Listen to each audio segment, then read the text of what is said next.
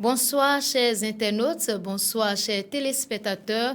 Nous avons le plaisir de passer ce moment avec vous sur votre émission préférée, Le ciel ou l'enfer, à toi le choix. Vous êtes sur terre et vous vous demandez souvent quel sera votre sort après la mort. Eh bien, vous êtes les bienvenus sur cette émission car vous aurez les informations nécessaires, la vérité nécessaire pour avoir une meilleure destination, la meilleure destination après votre mort. Vous êtes sur terre et vous êtes un amoureux du ciel, vous y croyez, mais vous ne savez exactement où trouver les enseignements adéquats pour pouvoir aller au ciel. Cette émission vous donnera la vérité nécessaire pour pouvoir atterrir au ciel au soir de vos jours.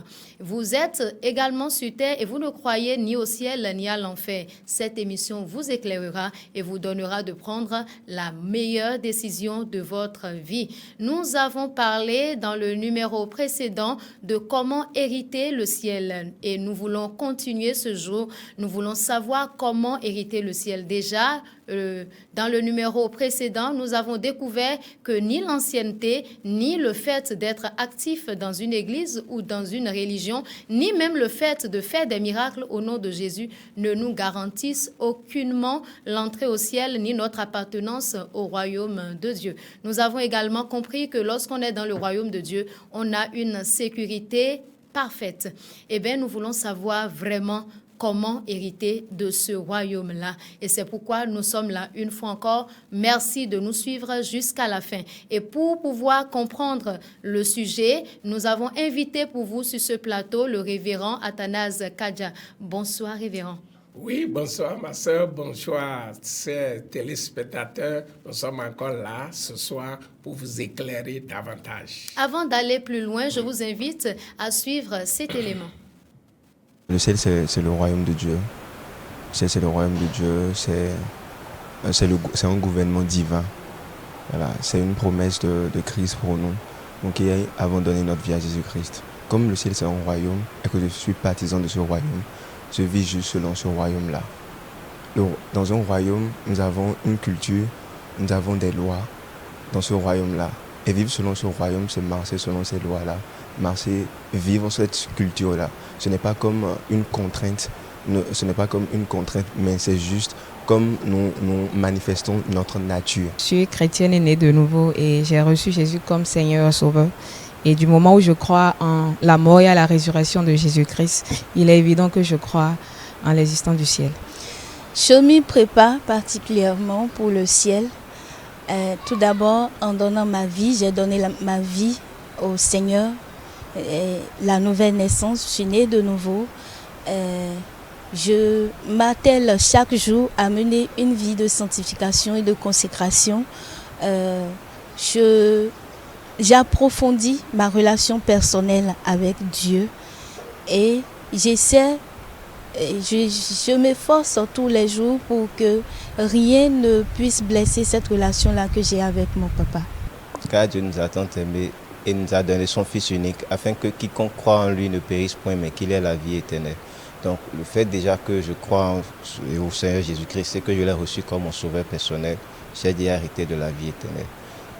Déjà quand nous croyons au Seigneur Jésus-Christ, déjà quand nous sommes nés de nouveau, nous sommes rachetés d'un certain nombre d'actes. Nous ne sommes plus des gens qui se conforment à un certain nombre de choses et cela nous amène à mener une vie de sanctification à part. Alors, vous venez de suivre des personnes interviewées sur comment se préparer pour aller au ciel, quelles sont les conditions pour faire partie du royaume de Dieu sur terre et pour atterrir au ciel après la mort. Alors, révérend, est-ce que plusieurs personnes pensent qu'il suffit de s'abonner à une église évangélique ou bien même à une église tout simplement, quel que soit l'adjectif, qui suit le mot église et de porter la Bible, de prier, je ne sais pas, 2 fois, 3 fois par jour pour être citoyen céleste. Il y a le premier intervenant qui a parlé du royaume de Dieu et qui a dit que ce n'est pas une contrainte pour lui, mais qu'il suit juste les principes du royaume. Chez lui, ce n'est pas une contrainte. Alors, révérend, qu'est-ce que la Bible nous dit? Quelles sont les conditions pour accéder au royaume de Dieu? Ok, merci beaucoup pour cette question. Vous savez, aujourd'hui, nous voyons beaucoup de choses qui se passe au niveau des églises aujourd'hui. Mais le problème, c'est à la base, comment les gens sont vraiment nés dans le royaume. Comment les gens sont nés dans le royaume. Quand vous prenez un enfant que ses parents ont mis au monde, et déjà à la naissance, l'enfant a des problèmes. Dès la naissance, vous allez voir que la croissance de cet enfant aura de problèmes. Oui. Parce que dès la naissance, il a de problèmes. Il est mal né. Dans le domaine spirituel aussi, il y a des gens qui sont mal nés dans le royaume. Comment? Oui. Et ça fait que ils ne sont pas constants. Ils ne mènent pas la vie du royaume comme il faut. Vous savez, quelqu'un dit que bon, si je crois en Dieu, c'est fini, je suis. Tout le monde peut croire. On dit que Dieu, Satan même croit, mais il tremble. Donc, les gens pensent que devenir chrétien, membre dans le royaume, il suffit de croire que Jésus est venu sur cette terre, il est mort pour nous. Tout le monde raconte ça. Est-ce que, des fois, quand nous sortons pour faire évangélisation, est-ce que tu connais Jésus? Oui, c'est lui qui est venu et il est mort pour nous, pour nos péchés. Donc, ça ne suffit pas? Ça ne suffit pas. Plusieurs s'accrochent à ça, je crois. Je crois au Seigneur Jésus. Est-ce que tu crois en lui? Oui, je crois en lui. Ça ne suffit pas. On va lire un passage. Quand vous allez dans le livre de Actes des Apôtres, le jour de Pentecôte, quand Pierre prêchait, dans Actes chapitre 2, quand il a fini de prêcher, la Bible nous dit dans le verset 37 et 38, voyons, cela on dit, et Actes chapitre 2, d'accord? Actes chapitre 2, je lis le verset 37 et 30. Après avoir entendu, 37, après avoir entendu ce discours, il eut le cœur vivement touché. Et il dit à Pierre et aux autres apôtres, hommes frères, que ferons-nous? Et Pierre leur dit, repentez-vous et que chacun de vous soit baptisé au nom de Jésus pour le pardon de vos péchés et vous recevrez le don du Saint-Esprit. Vous voyez, des fois nous organisons des programmes de croisade. Et vous allez voir des gens qui sont venus à la croisade, ils n'ont même pas bien suivi le message. La croisade que nous faisons en public, au stade, les grands rassemblements, oui. Il est venu, il n'a même pas bien écouté, il n'a même pas bien maîtrisé le message. Après, le serviteur de Dieu lance sa pète. Qui sont ceux qui veulent donner leur vie à Christ? Vous allez voir certaines personnes, il est venu avec sa copine. Et ils sont là en train de causer. On dit, qui sont ceux qui veulent donner leur vie à Christ? Je vais donner ma vie à Christ. Est-ce que je vais donner ma vie au diable? Et ils vont sortir, ils vont lever la main. On va prier pour eux, on va prendre leur nom. Et on pense que ces gens-là sont nés de nouveau. Ils ont eu d'abord le cœur vivement touché. Avant de rentrer dans le royaume, il faut que la parole de Dieu nous touche, nous a touché le cœur. Et nous sommes convaincus que nous sommes pécheurs. Et nous avons vu la gravité de péché, puisque ça va nous amener en enfer. Et nous avons pris maintenant la décision de nous repentir. On dit, ils ont eu le cœur vivement touché. Et ils ne pouvaient plus se contenir. Ils ont dit, qu'est-ce que nous allons faire pour être sauvés? Qu'est-ce que nous allons faire pour hériter le royaume? Et on lui a dit, repentez-vous. Donc, c'est de ça qu'il s'agit. Donc, il faut que le cœur soit vivement touché. Mais si tu n'es pas convaincu que tu es pécheur, si tu n'es pas convaincu de la gravité du péché, pourquoi tu vas fuir le péché? Il faut être convaincu de la gravité du péché. Le péché te sépare de Dieu éternellement. Le péché amène des malédictions sur toi. Le péché te permet au diable d'avoir accès sur toi. C'est de ça qu'il s'agit. Donc les gens est-ce que ça signifie que, par exemple, le mensonge, on dit c'est juste un petit mensonge. Est-ce que ça sépare de Dieu? Ça amène en enfer? Tout péché, c'est péché. Et vous avez dit tout à l'heure, vous avez parlé du copinage. Ça peut séparer quelqu'un de Dieu et l'amener en enfer? Mes amis, c'est-à-dire les gens, il faut que nous, les pasteurs, nous expliquons bien la parole de Dieu aux gens. Sinon, nous allons remplir nos églises des religieux qui n'ont pas fait l'expérience authentique de la nouvelle naissance. C'est pour ça que Jésus a dit dans Jean chapitre 3, verset 3, quand Nicodème est un ancien, Nicodème est un religieux, Nicodème est un docteur de la loi, et Jésus lui a dit, si un homme ne naît de nouveau, il ne peut voir le royaume de Dieu. Il n'a pas compris. Et Jésus lui a expliqué. Donc, il faut être né de nouveau.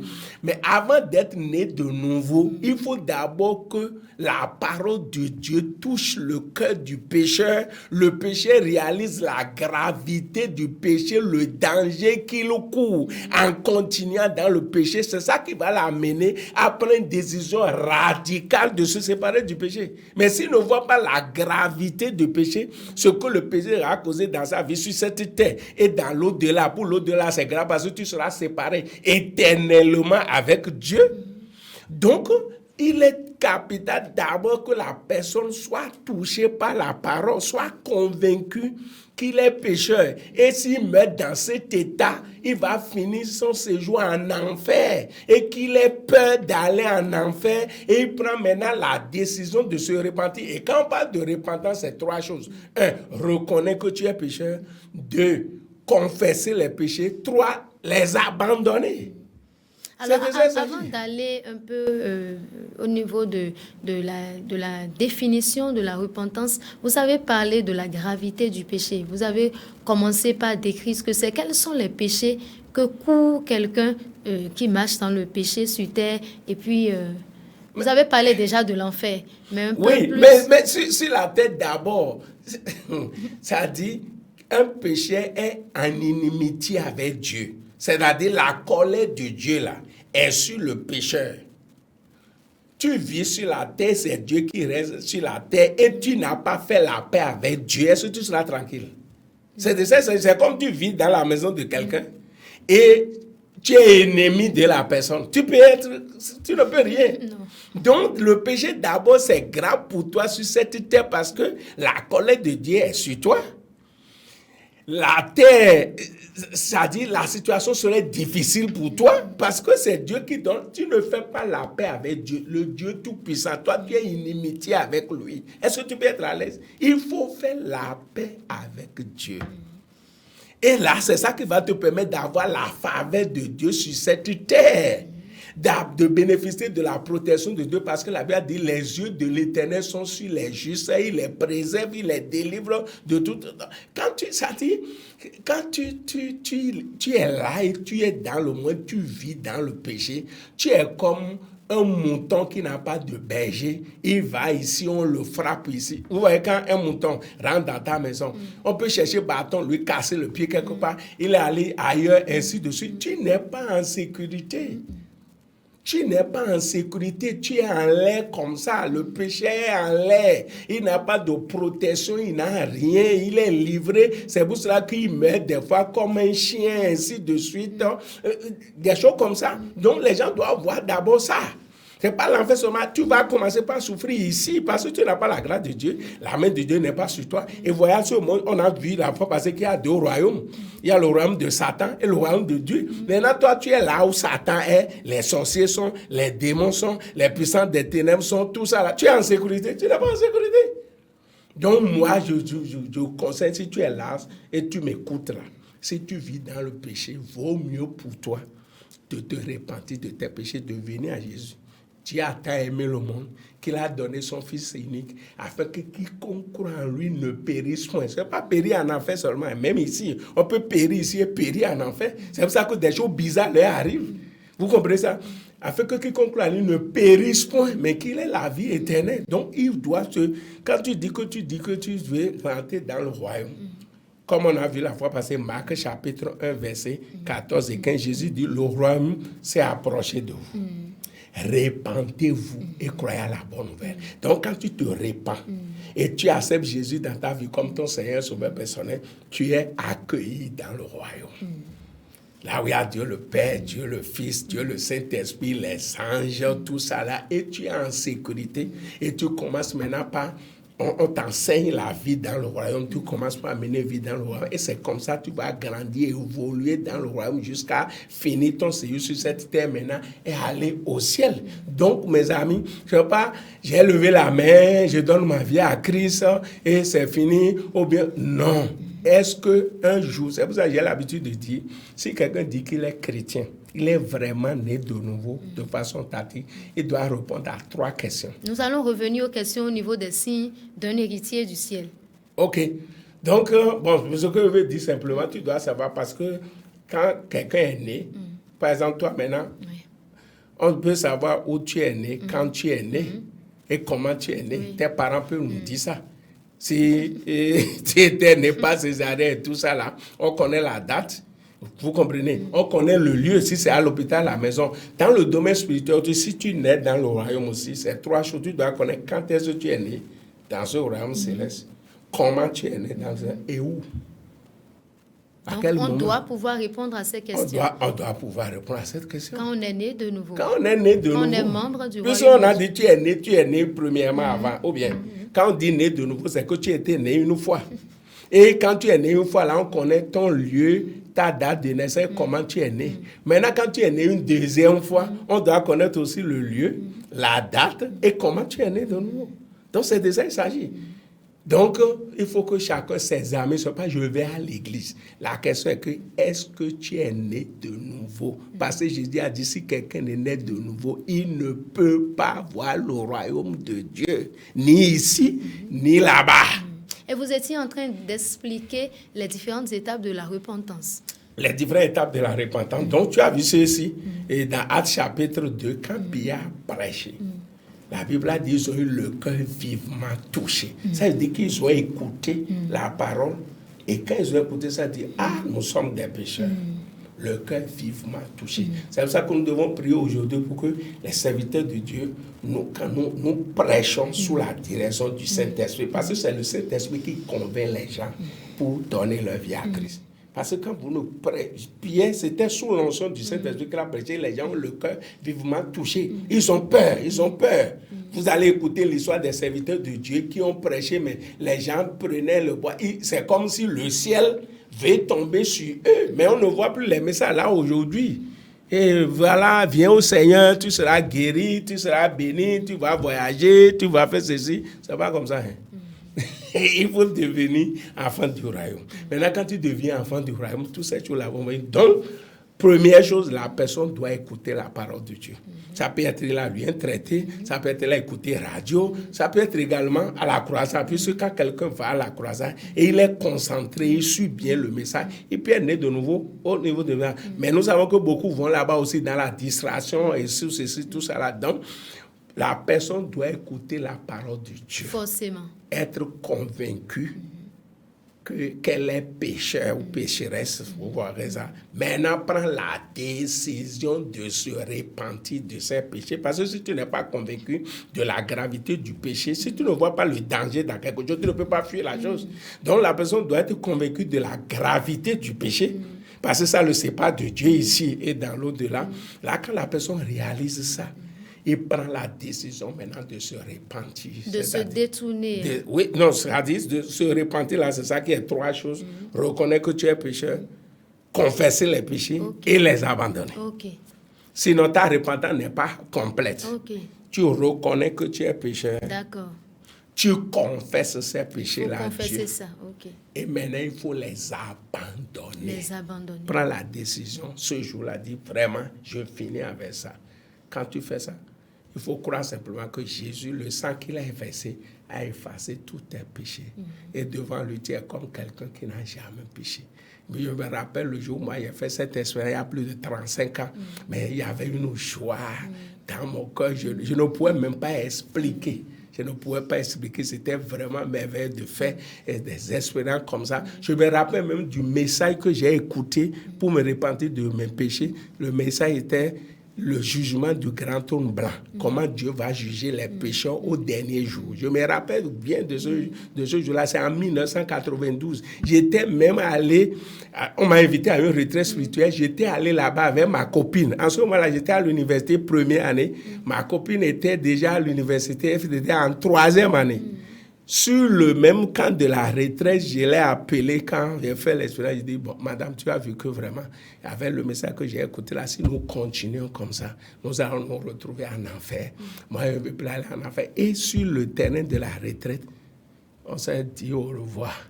Donc, si je comprends bien, lorsqu'on se repent réellement, on choisit d'abandonner le péché. Il faut prendre un certain nombre de décisions, même qui sont difficiles. Mais quand tu dis, quelqu'un dit que nous sommes copains et copines, Et maintenant, tu as dit que tu t'es repenti de tes péchés, tout ça là, et tu continues dans le copinage. Ça, c'est que tu es né de nouveau.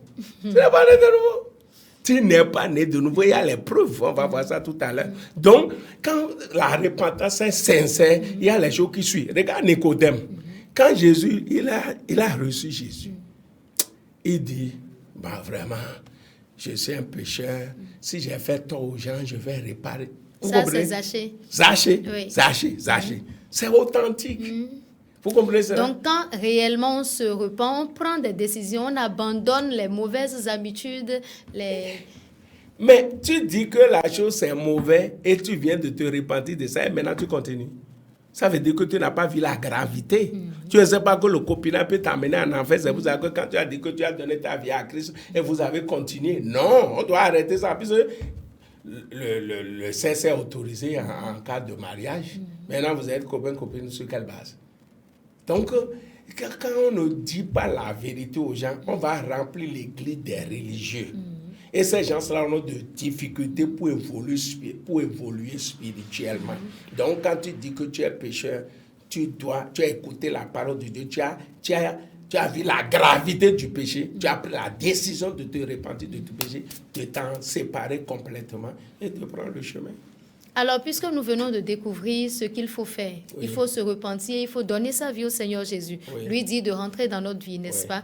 Alors, la dernière question pour finir, quels sont les signes qui prouvent que quelqu'un est un héritier du royaume? Nous n'avons que juste 2 minutes pour en Jésus parler. a dit dans le livre de Matthieu, chapitre 7, verset que vous les reconnaîtrez à travers leurs fruits. Vous comprenez ça? Vous les reconnaîtrez à travers leurs fruits. Donc, c'est clair et net. Et dans 2 Corinthiens, chapitre 5, verset 17, si quelqu'un a Christ, il est une nouvelle créature.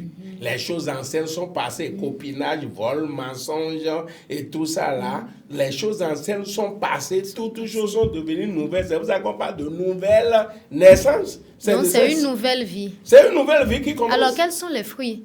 Les fruits, bon, quand vous allez dans Galates, chapitre 5, tout ça, les fruits de l'esprit, c'est la joie, c'est la paix, c'est la vie de justice, c'est la vie de sainteté, et tout ça là, c'est l'amour, et tout ça là, je vais lire un passage, vous allez voir, 1 Jean, je lis 1 Jean, comme notre temps est parti, 1 Jean, chapitre 3, vous voyez ça?